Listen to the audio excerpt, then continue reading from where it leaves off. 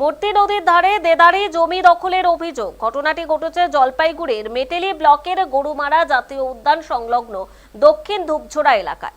গজলডোবা এবং লাটাগুড়িতে সরকারি জমিতে অবৈধ রিসোর্ট ভাঙার প্রক্রিয়া শুরু করেছে প্রশাসন। তবে অভিযোগ, মেটেলি ব্লকের গরুমারা জাতীয় উদ্যান সংলগ্ন দক্ষিণ ধূপঝোড়া ও মূর্তি এলাকায় একাধিক বেসরকারি রিসোর্ট তৈরির পরও নীরব প্রশাসন।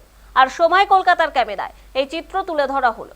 প্রশাসনিক আধিকারিকদের চোখে হয়তো এখনো পর্যন্ত সেই ছবি ধরা পড়েনি।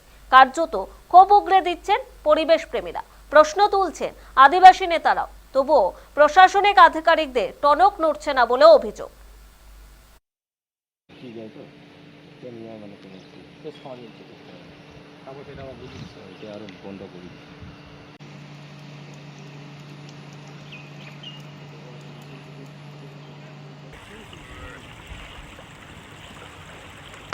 আমরা প্রশাসনকে বলছি, ভূমি দপ্তরের কাছে আমরা বারংবার অভিযোগ করতাম যে কৃষি জমি, চাষের জমি, নদী নালা, রিভার বেড যেখানে সেখানে রিসোর্ট গড়িয়ে যাচ্ছে। এসব জমিগুলো তো সরকারি জমিগুলো পাট্টা দখল করছে কীভাবে।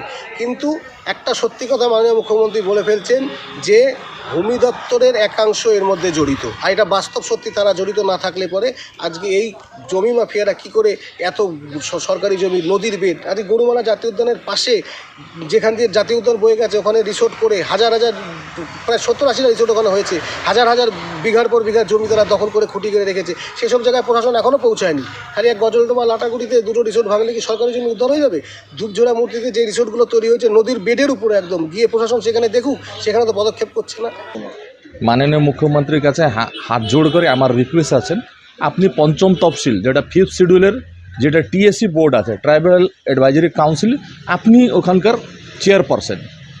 আপনি তাহলে 5th শিডিউলকে আপনি ভালো করে জানেন কি 5th শিডিউল এরিয়াতে যখন যেখানে আদিবাসী অধ্যুষিত এলাকা, বন জঙ্গল নদী এইসব এলাকাতে এইসব রিসোর্ট বা এইসব মানে বিল্ডিং কনস্ট্রাকশন করতে দেওয়া যায় না, অথচ কী করে হলো আপনার নাকের ডগায়।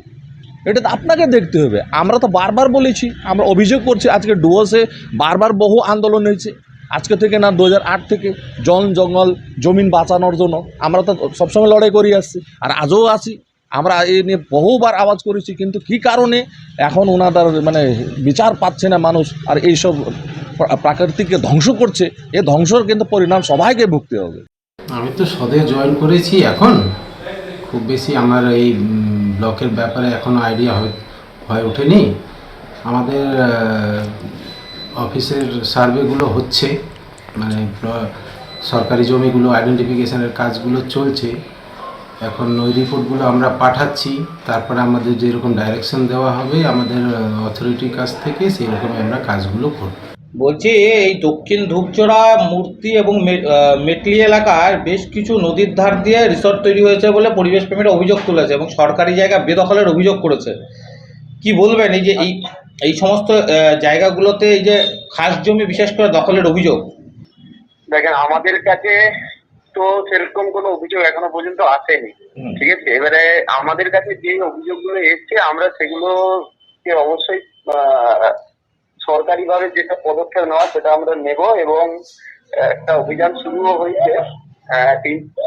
3টে রিসোর্টে আমরা গিয়েছিলাম বিগত সপ্তাহে, এবং এরপরে যেগুলো যদি কোনো ফার্দার কিছু কমপ্লেন আসে তো অবশ্যই আমরা সে বিষয়ে স্টেপ নেব।